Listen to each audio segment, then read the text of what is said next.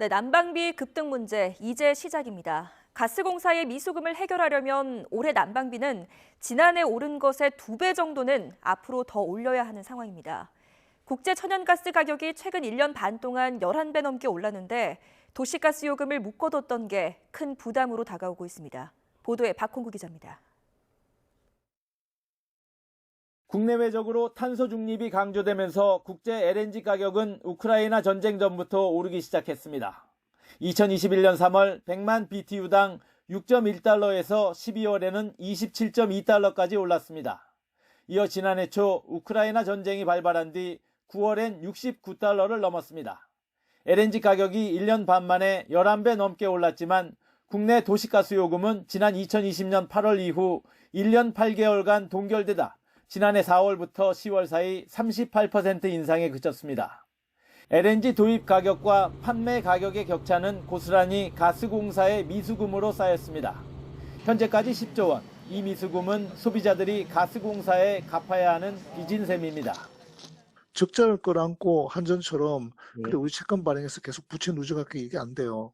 미래의 소비자들이 그 미수금을 갚아줘야 돼요. 이게 법으로 정해져 있는 겁니다.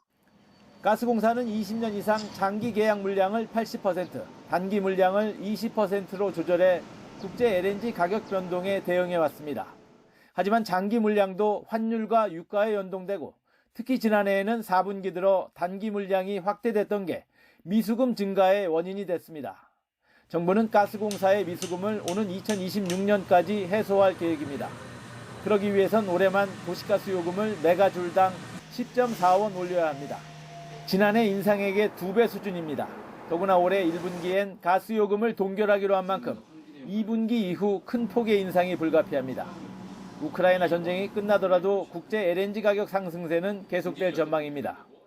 이제 중국이 코로나19로부터의 경제 봉쇄를 해제를 해서 중국에서 천연가스 수요가 폭발할 걸로 예측이 되고 있고 25년까지는 러시아 우크라이나 전쟁이 끝난다 하더라도 천연가스 가격이 안정화되기는 굉장히 어렵습니다.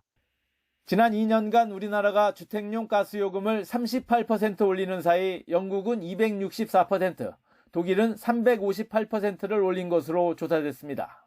전문가들은 가스는 물론 전기 요금까지 인상을 더는 미룰 수 없게 된 지금 상황이 에너지 가격을 현실화하고 에너지 전략에 대한 인식을 새롭게 하는 계기가 돼야 한다고 지적하고 있습니다. YTN 박홍구입니다.